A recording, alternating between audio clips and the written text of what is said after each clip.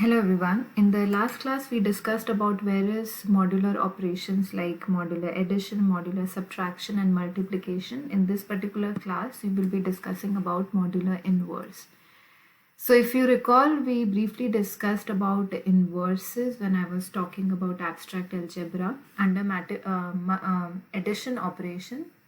Whenever we have an element A under the operation called addition, the identity element, there are certain properties of a group, whether it should be closure, associativity, identity and inverse, which means that under addition operation, if I take any element in the set, if I add a particular number, it would be giving me the same number itself, which is called as the identity element. And similarly, the inverse exists when I have a particular value in that particular set, which would again give me the identity element. That was under the addition operation. Similarly, if it is multiplication operation, the identity element is 1, because if I multiply 1 into A, I would be getting A. Similarly, there should exist an inverse of that element that would give me A. So if I have an element 1, there should be existing an inverse which would be giving me an 1 value. So this is under multiplication operation, the identity element is 1. Under addition operation, the identity element is basically 0. So that is what we covered so far. What is modular inverse? Modular inverse is something which is related to division operation, because we do not have, in modular arithmetic we do not have division operation. We have modular inverses, which says that the modular inverse of A mod C is A inverse. So if I have an element under the operation C, there should exist an A inverse. That's the inverse element that would lead me to the identity element. Identity element under multiplication operation is basically 1. So there should exist A inverse that would be giving me that element multiplied by A inverse, which should be giving me a 1 under the operation of mod C. That's what we have to find out.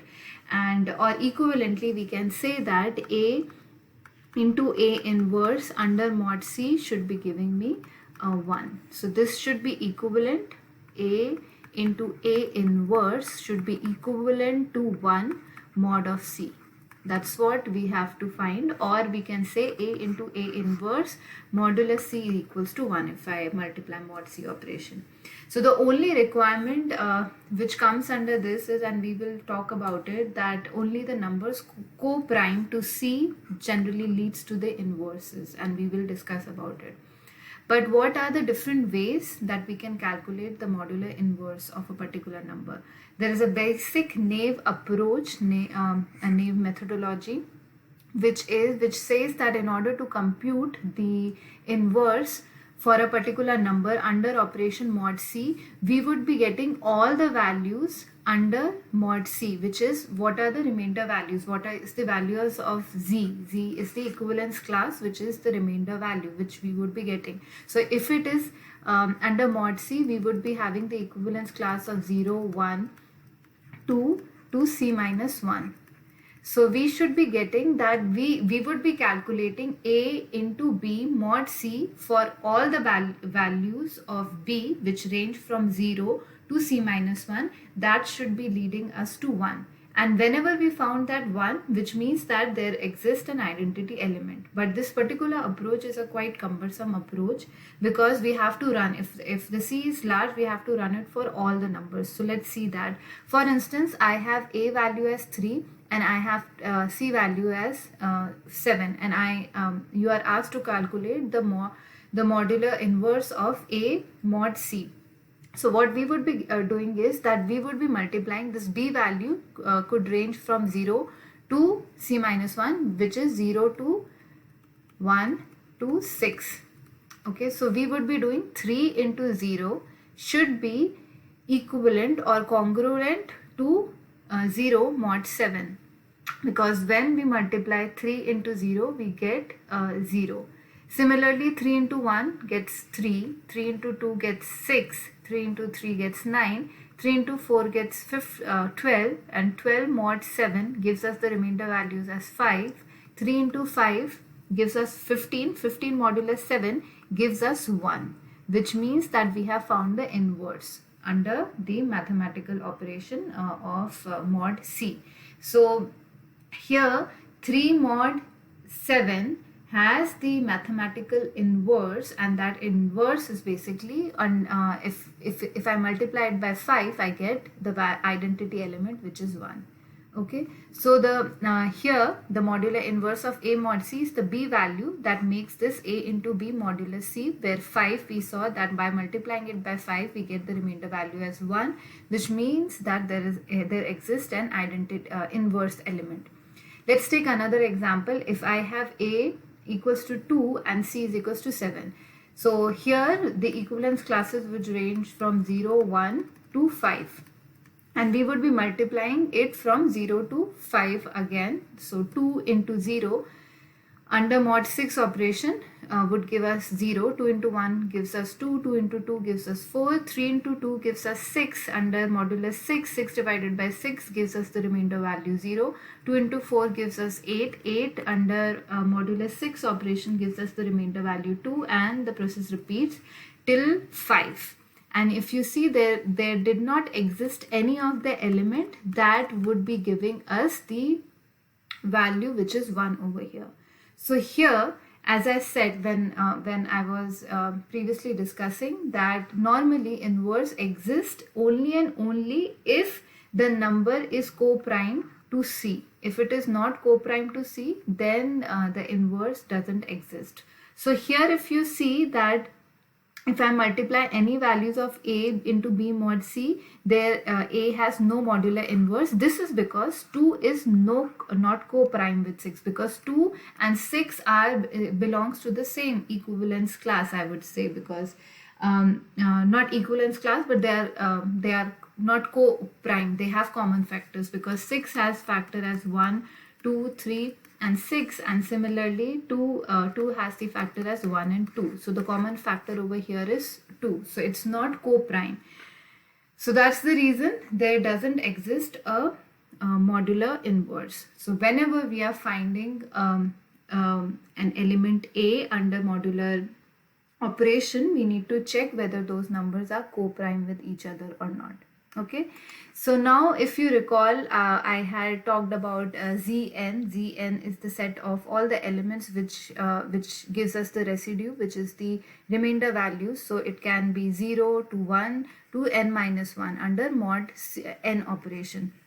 So 0, 1, 2, n minus 1, which I was referring to C, is termed over here, which is n minus 1. So the residue classes under mod 4 operation would be 0, 1, 2 and 3. So all the values which has the remainder value which is 0 would come, all the elements would come under equivalence class 0. Similarly 1, similarly 2 and similarly 3. So we discussed about it and we know about it. There are certain properties related to modular property. One is commutative law, associative, distributive law, identity and additive inverse under mathematical addition operation. So W plus X mod n is equivalent to X plus W. This is plus W modulus n. Similarly, if I say W plus X plus Y under modulus n operation could give us W into X, W plus X plus Y modulus n. Distributive law says that if I have W into X plus Y, it would be giving me W into X plus W into Y. Then similarly, identity element under addition operation is basically 0 plus W modulus n should be giving me the W value itself.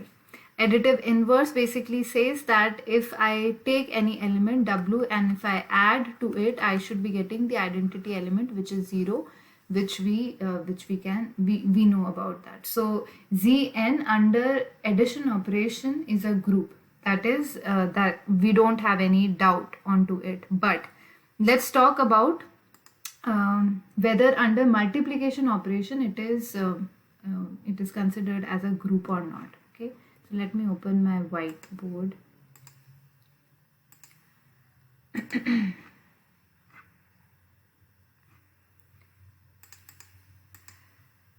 Okay, so far, as I said, whenever we are discussing equivalence relationship, we can divide all the elements in a set, and those can fall under different groups. It can be 0, 1, 2 and 3.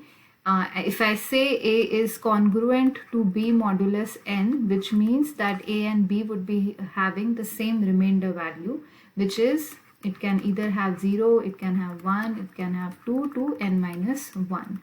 Or I can say that if I say, if it gives me 0 remainder value, I can say it can contain elements such as plus minus n, plus minus 2n, plus minus 3n, and so on. Or I can say 2n is equals to, or 2n is congruent to 3n modulus n. Similarly, if I say, if we are looking at the group value which is 1, it can have n, n plus 1, n plus 2, n plus 1, 3n plus 1.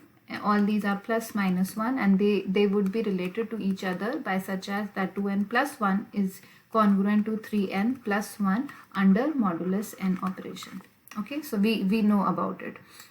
So as I said, whenever we are discussing about Zn is the set of residue or equivalence classes, and it normally contains all the equivalence class ranging from 0 to n minus 1. So if I say, if I have element any R and S element which belongs to Zn, if in each of these, then R plus S would be equivalent to R plus S modulus n.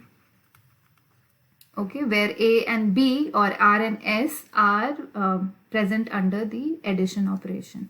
Okay, so that's one thing. So now let's talk about whether Zn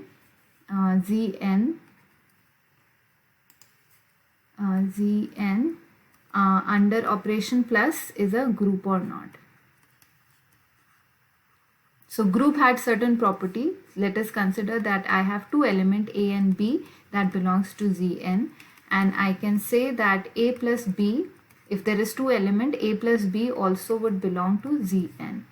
The second property, this was closure property. The second property was commutative property, that A plus B plus C is equivalent to A plus B plus C if there exists a third element. Similarly, the third was A plus 0 gives me A, which is equals to 0 plus A, which is existence of identity element. The fourth says that there should exist an inverse, which is A into A in A plus minus A gives me 0. Similarly, A plus B is equivalent to B plus A. These were certain properties. So let us consider if I have Z6, which means that the equivalence classes which would be present under this would be 0, 1, 2, 3, 4 and 5. So if I say 3 plus 5, this is the first operation, 3 plus 5, which means 3 plus 5 modulus 6, which is 8 mod 6. The remainder value is 2. 2 belongs to Zn. So the first property is satisfied. The second property says that if I have any other element, 3 plus 5 plus 1, this should be equivalent, that there should be, this should be equal to 3 plus 5 plus 1 under the modulus operation 6, and we can prove this as well. So there is no doubt over here. Similarly, if I have 3 plus minus 1 would give me 0, that should be the identity element. So 3, the negative 3 modulus 6 would be minus 3 equals to what I should multiply it with 6, that I would be getting the remainder value over here. So if I say 6 ones are 6, if I say multiplied by 6, so minus 3 plus 6 gives me the remainder value. R is equals to 3, which means that 3 plus 3 is equal to 6 under mod 6 operation, which would give me the value which is 0. Similarly, if I say 4, if I take element 4, plus minus 4 would give me minus 4 modulus 6 would give me the value minus 4 is equals to minus 1 into 6 plus r, where r would be equal to 3, which means 2, and 4 plus 2 and is equivalent to 6 mod of 6, which would give me the remainder value as 0. So if we take any element, that there would be existing an identity element, or I would say there exists an inverse for Zn under addition operation. Okay. Now let's talk about, so this was all the property which was related to addition.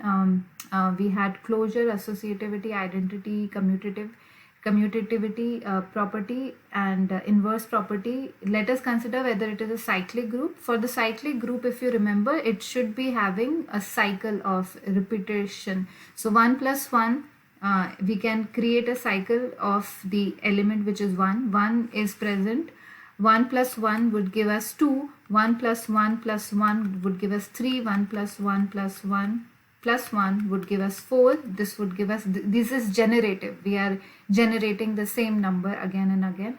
Similarly, 1 plus 1 plus 1 plus 1 plus 1 is equivalent to 5. And similarly, 1 plus 1 plus 1 plus 1, which is 6, 6 mod 6, would give us the remainder value as 0. So it's definitely Zn plus is also a cyclic group, because we discussed about it. Let me open that particular slide deck. 1 second.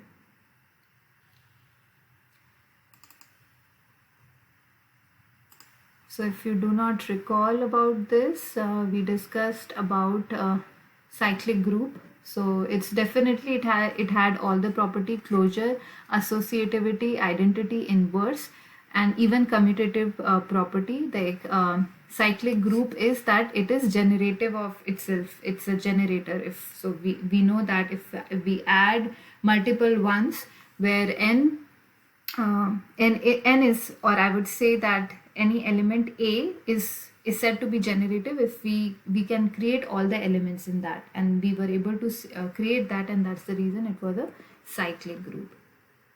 Okay, so that's one thing. Now let's talk about under multiplication operation. Okay, so this was under addition operation. So let n be an integer. So I can say that, for instance, let n be an integer where and let's say that n is equals to 8, which means that I have Zn, which would be having some elements which is 0 to n minus 1.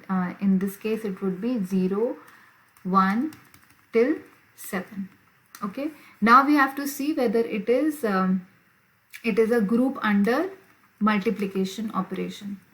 Okay, so if, for instance, if I take any two element A and B, they would belong to Zn or not. So if I take any element which is 1 into 0, this belongs to this is equivalent to 0 into 1, so that's satisfied. So, and this basically is present in the group. If I take 2 into 1, then again it is present. Similarly, if I say 1 into 2 into 3, this is 3 to the 6. 6 modulus 8 is basically 6 again, and 6 is present in this Zn. So definitely the second property is satisfied. The third property says that so this Zn is all the values which comes under 0 to 7.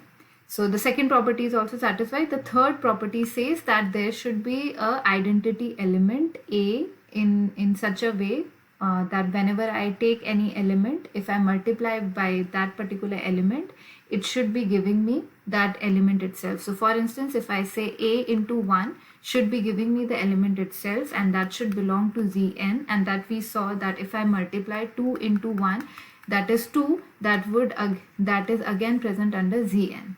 But now let's satisfy whether the third property is satisfied, that if I have A element in Zn and B element in Zn, so if I multiply both of them, A into B, where B is called as the multiplicative inverse, that should be giving me the identity element, which is 1 in this case.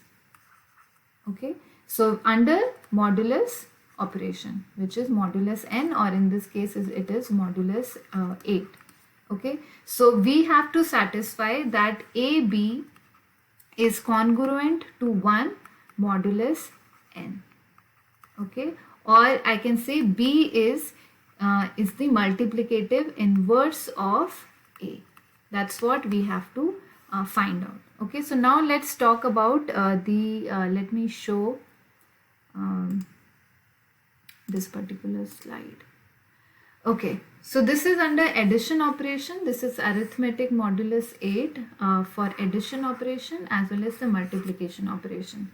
So as you remember, multiplication operation under modulus 8, we have to continuously multiply so that we get the output. So under addition operation, if I say 1 plus 0 would give me 1, 1 plus 1 would give me 2. Similarly, 1 plus 6 would give me 7, 1 plus 7 would be giving me 8. 8 modulus 8 gives me the remainder value as 0. So that's the reason we get 0 over here. So we already know about the plus operation. I'll be talking about the multiplication operation, which is, for instance, if I multiply 1 into 6 would give me 6, 1 into 7 would give me 7. 2 into, for instance, is 2 into 6 gives me 12. 12 under modulus 8 operation gives me the remainder value as 4. Similarly, 7 2s are 14. 14 modulus 8 would give me the remainder values as 6. Okay, so this is the overall table under the multiplication operation. We have to find whether there exists an element for each value that would be giving us the identity element. Okay, so if you try to understand this under the modulus under the addition operation, if I say W plus minus 1, I would be getting the identity element, which is 0. But here I should be having W into W inverse, that would be giving us me the identity element, which is 1. And if you look back at the table, you would see only column 1 has the identity element, 2 doesn't have the identity element, 3 has the identity element, which is 1, 5 has the identity element, which is 1 again, and 7 as the identity element, which is 1 again. It doesn't exist for 6, 4, 2 and 0. Okay, and if you recall, I said, and that's the reason I have just shown this table for additive and multiplicative inverse under modulus 8 operation. So if you try to look at this particular table, and if you look at 1, 3, 5 and 7, then only there exists the identity element. And if you see 1 under modulus 8 operation is basically tells you that 1 and 8 are co-prime. Similarly, 3 and 8 are co-prime. 5 and 8 is also co-prime, and 7 and 8 are also co-prime. That's what we can infer. But 6 and 8 has common factor. 4 and 8 also has common factor, and 2 and 8 is also has the common factor. So which means that I have an element which should be co-prime, and that's what the definition of this says. So let me show it on the whiteboard. So we had to find B. B is the multiplicative inverse under the modulus n operation. So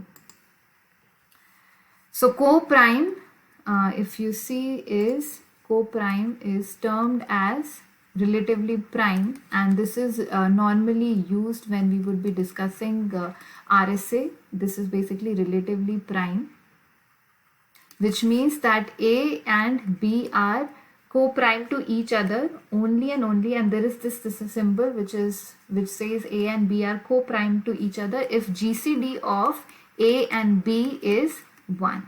So for we had to find out that A, which belongs to Zn, there exists a multiplicative inverse which is equivalent to 1 modulus n, or I can say that B is equals to A inverse modulus n. So let n and A be two integer, and and we say that A has an inverse modulus n only and only if B exists in such a way that B and A are co-prime to each other, which is the greatest common factor is equals to 1, then I can say that B is called as the multiplicative inverse. Okay, so here if you see, the example that I showed was under modulus 8 operation, where we were having a set of element which was 0, 1, 2 to p minus 1. So there exists a Zn star which would be all the element under Zn minus of course the 0, because 0 doesn't, if I multiply any element with 0 I get 0 only, but that would be having the multiplicative inverse. And what were those elements? Those were the prime numbers which were co-prime to each other. So there exists an element A, which I can say Zn star is a multiplicative inverse under operation multiplication, because it has the multiplicative identity or multiplicative inverse present in it.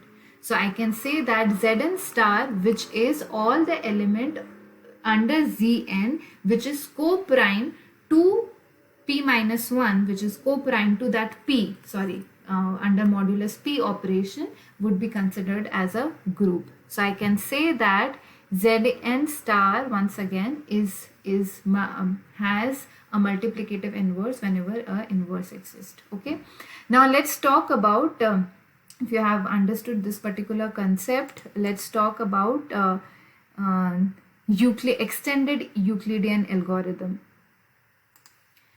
So what does extended Euclidean algorithm says is, one second.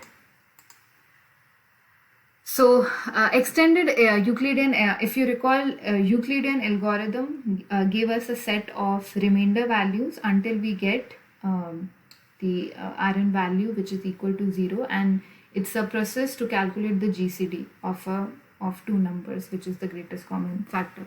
Extended Euclidean algorithm says that GCD of A comma B can be represented in the form of AX plus BY, where X and Y are some integers. That's what extended Euclidean algorithm says. And this is particularly used to find the multiplicative inverse. Extended Euclidean algorithm. Euclidean algorithm was utilized to calculate the GCD of two numbers. Extended Euclidean algorithm is utilized to find the multiplicative inverse. How this particular process works is that it has certain properties.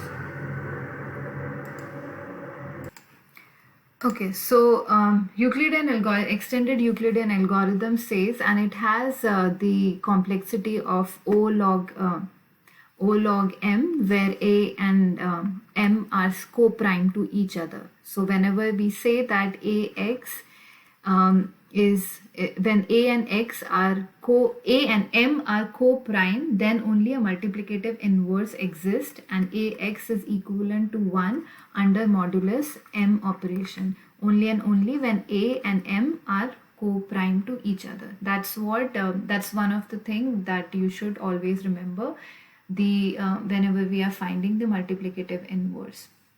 So and if I say co-prime, which means that GCD of A and M is equals to 1. So let us take an example to prove that GCD of A comma B is equivalent to AX plus BY.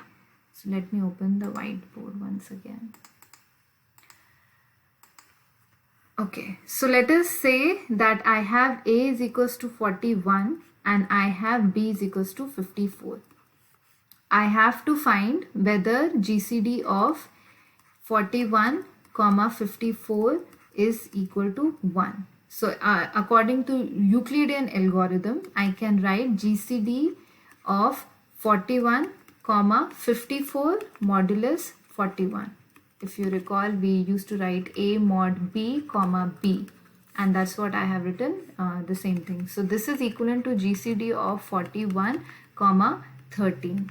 Now if I would repeat this process, so it becomes GCD of 13 and 41 modulus 13. What I get when I divide 41 by 13, the remainder value is 2. So I get 13 and 2. Once again I'll repeat this. So it would be GCD, which is equivalent to 13 modulus 2, which would give me GCD of 2 comma 1. So the highest common factor, which is common between 1 and 2, is basically 1, which means that GCD of 41 and 54 is 1, which means they are co-prime to each other. Now let us see about GCD A comma B can be represented in the form of GCD A comma B can be represented in the form of AX plus BY. This is what is extended Euclidean algorithm. Okay, for some integer x and y.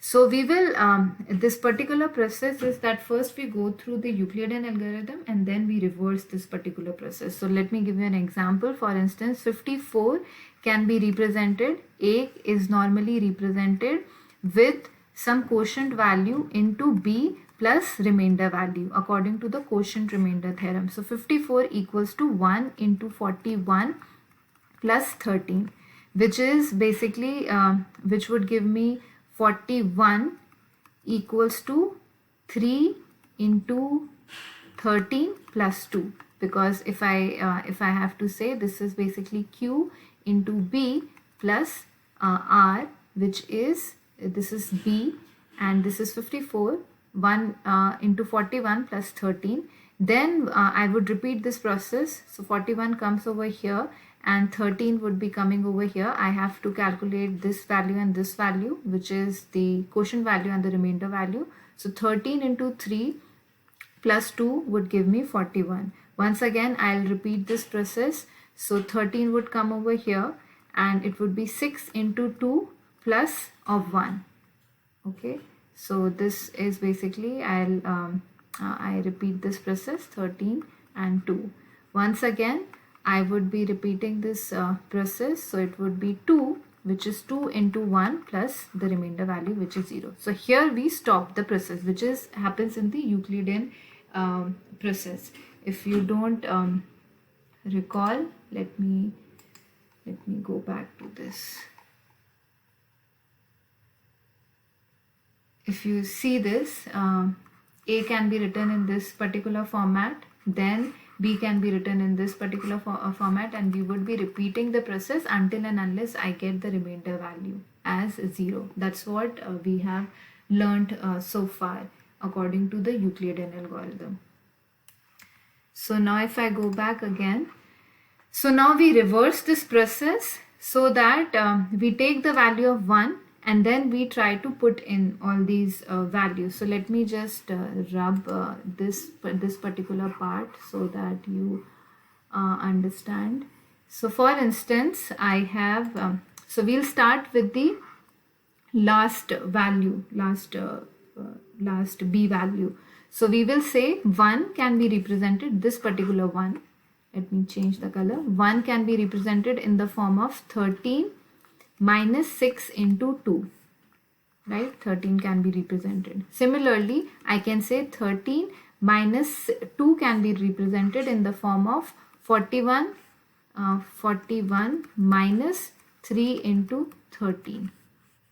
Okay, I'm just substituting these values, which is equivalent to, if I take 13, this is 1 and 6 3s are 18, which becomes 19 into 13 minus 6 into 41. Once again, I'll replace the value of 13 from here. So it would be 19 into 54 minus 41 minus 6 into 41, which is 19 minus 6, which would be giving me, would be 19 into 54 minus 19 plus of 6, 41, which would be 19 into 54 minus 25 into 41, which means that I can say this can be 19 can be termed as we had to represent GCD of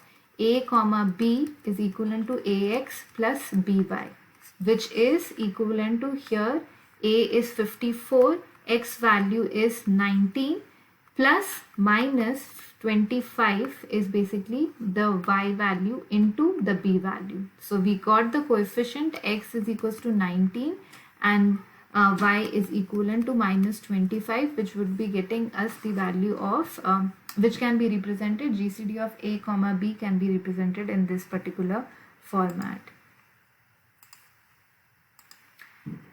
Now let me give you one more example to illustrate this particular process. So as I said, in order to find the and why we were doing this, because of finding the multiplicative inverse of the two elements, which is under the modulus operation. So for instance, I'll just start the process once again. I gave that particular example, but here if this particular exercise would help you understand. So we have this A, which is 47, and we have B as 42. Okay, the question like this is given to you and I ask you find X and Y. So first of all, you calculate the according to the Euclidean algorithm, you would find the remainder values until and unless you get the remainder value as 1. Okay, reason because we have to calculate GCD of A comma B is equal to 1. If 47 and 42 are co-prime to each other, then only multiplicative inverse exists. So 47 can be represented into some quotient value into the B value plus R. Then once again we will repeat this process. We will transfer this 42 into 8 into 5 plus 2. Once again we'll repeat this process. So we would be getting 5 equals to 2 into 2 plus 1. Then once we get this value, we would be substituting each of these values. So I can say 5, this value 5 can be written in the form of 47 minus 41 into 42. 2 can be represented in the form of 42 minus 8 into 5, and 1 can be represented in the form of 5 minus 2 into 2. And we will be repeating this process. We'll start from the last one, which is 1. That was the last remainder value. The last remainder value, because we have to find the GCD which is equivalent to 1. So we would be first writing 1 equals to 5 minus 2 into 2. And then we would substitute the value of 2, then we will substitute the value of 5. So if we repeat this particular process, 5 minus 2 into 2, then we get the 2 value which we just found. Then when we solve this, we would be getting 17 into 5 minus 2 into 24. We again substitute the value of 5, which was 47 minus 42. And we would repeat this process. So we would be getting the values of X and Y in this case. So X value is 17 and Y value is minus 19. So GCD of 47 comma 42 can be represented in the form of A, which is AX plus BY, which is basically 47 into 17 plus B, which was minus 19, 42, which is B, Y is minus 19. Okay, so we got it till over here, which is basically finding the finding X and Y value. Now let us find out whether the modular inverse exists or not. Okay, so if I say minus 19, let me just show it over here. If I say minus 19 into 42, this was the two values, which is BY.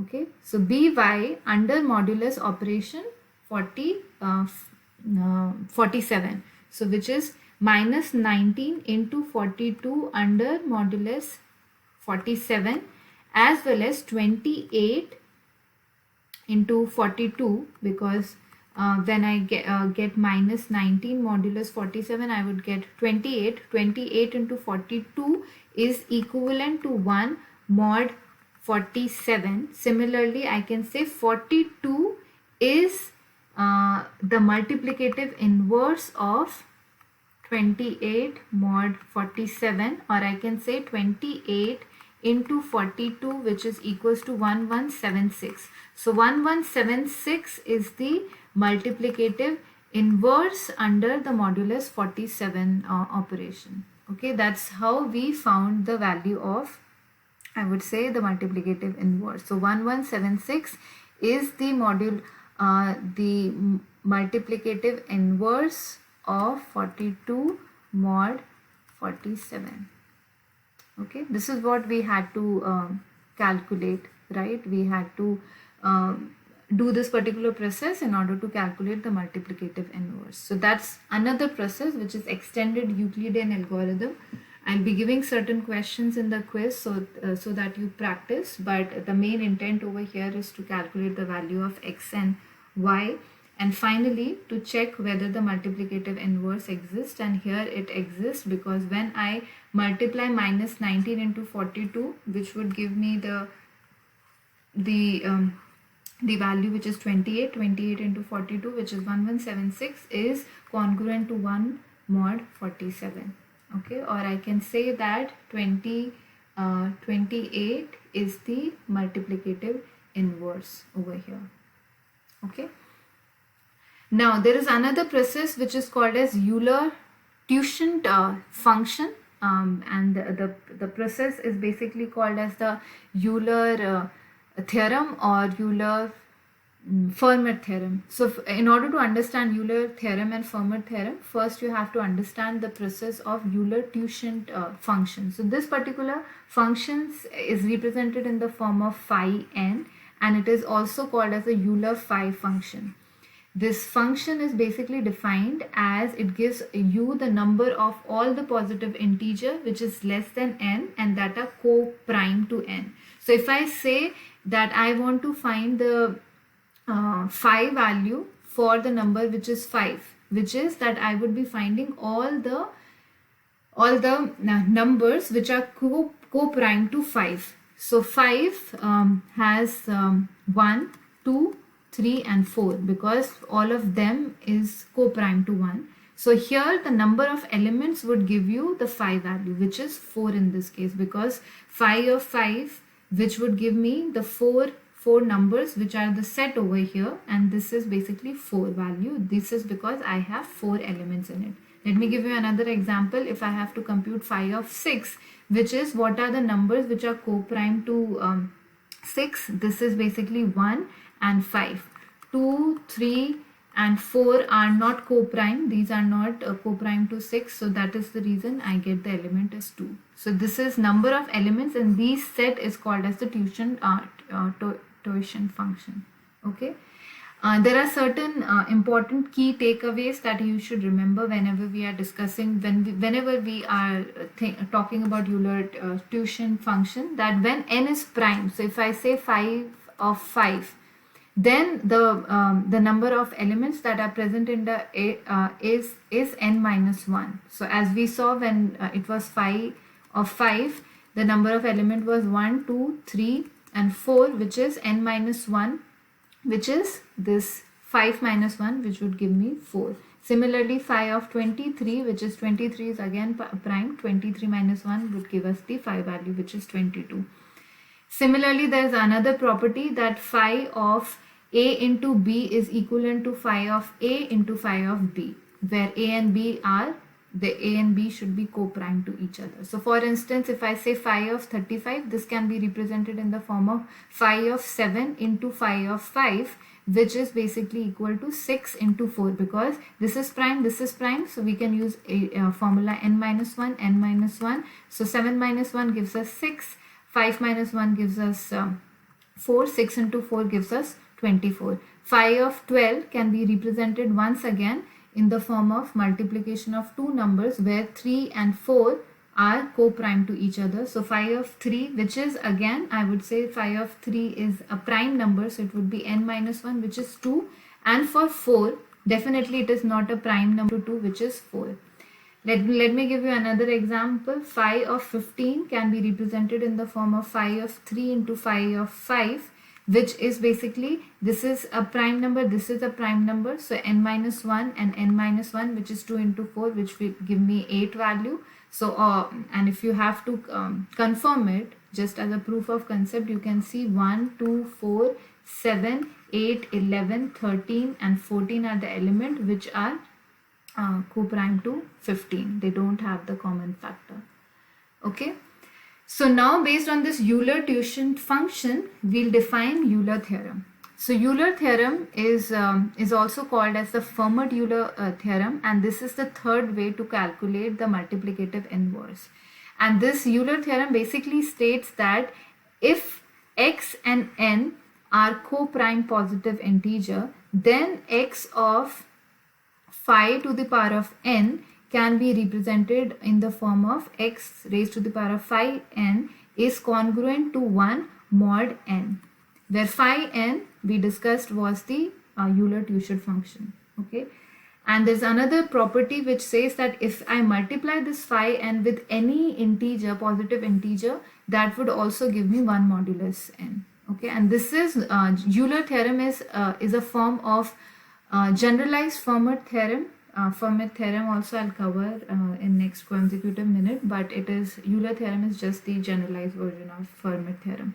So for instance, if I give you the value of x and n, and I ask you that you have to prove that whatever the value you are getting is basically, are they co-prime to each other.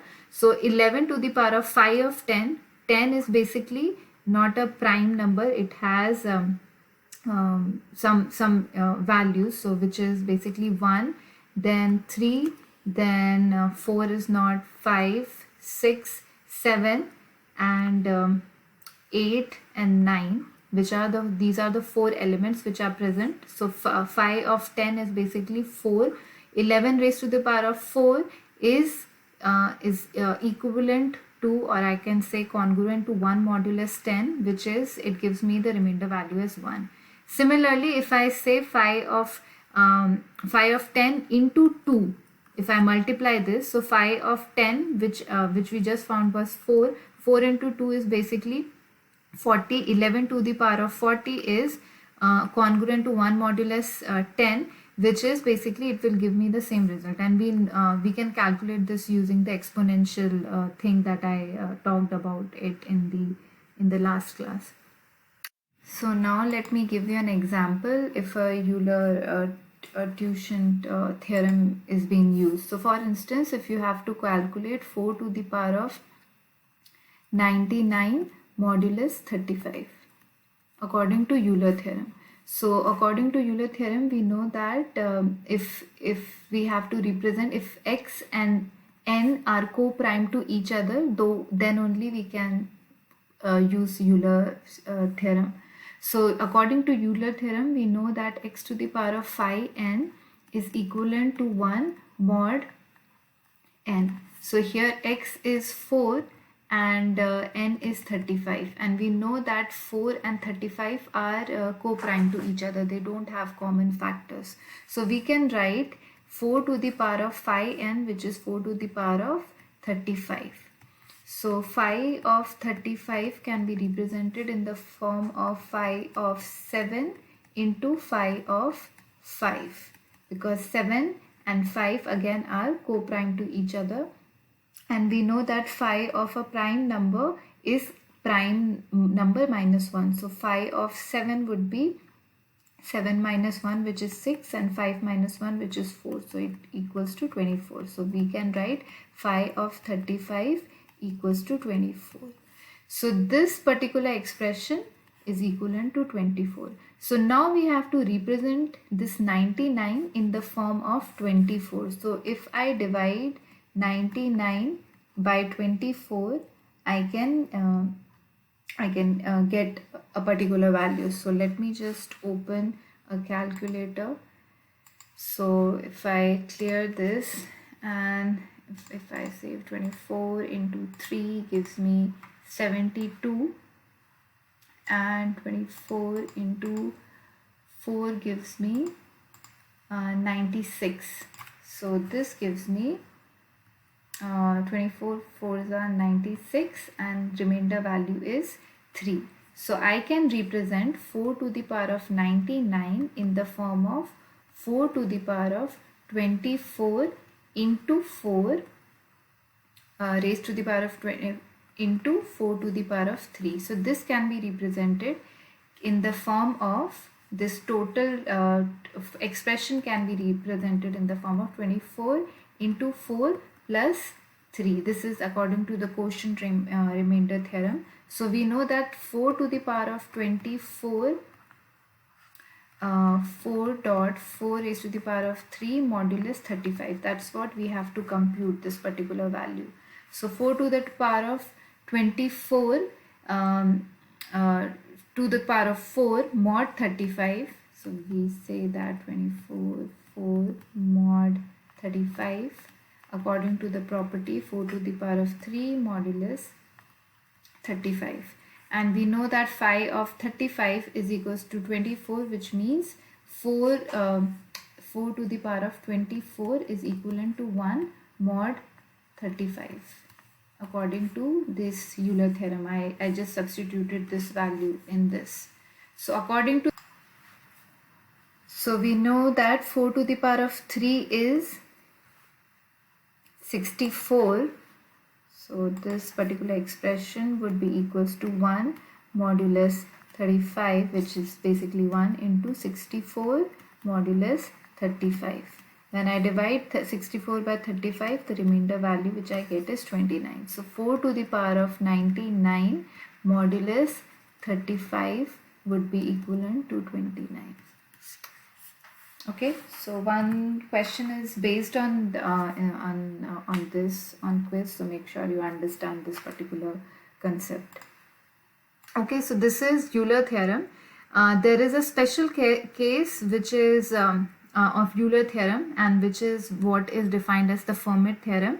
It basically says that when n is prime number and x is a positive integer not divisible by n, then x to the power of n minus 1 is congruent to 1 modulus n, which is the third way of finding the multiplicative inverse. So for instance, if x value is 3 and n value is 5, so 3 raised to the power of 5 minus 1, which is n minus 1, 5 minus 1, which is 3 to the power of 4, is equivalent to 1 modulus n, which is 81 modulus 5. Would give me the remainder value is 1. Another way to write this particular formula is x to the power of n minus 1 is congruent to 1 mod n, can be represented in the form of xn into x minus 1. If I take this on the other side, this would be equivalent to xn is equivalent to x modulus n, where if I represent this would be 3 raised to the power of 5, which is equal to 3 mod n, which is 243 is equivalent to 3 modulus n, which is 5. So if I divide 3 by 5, the remainder value is 3. Similarly, if I divide 243 by 5, the remainder value is 3 in this case. This is another way that you can write the Fermat theorem. Okay, so in the next class, we'll discuss about certain problem statements related to the Fermat theorem and Euler theorem, and I'll also write down the code for finding the multiplicative inverse.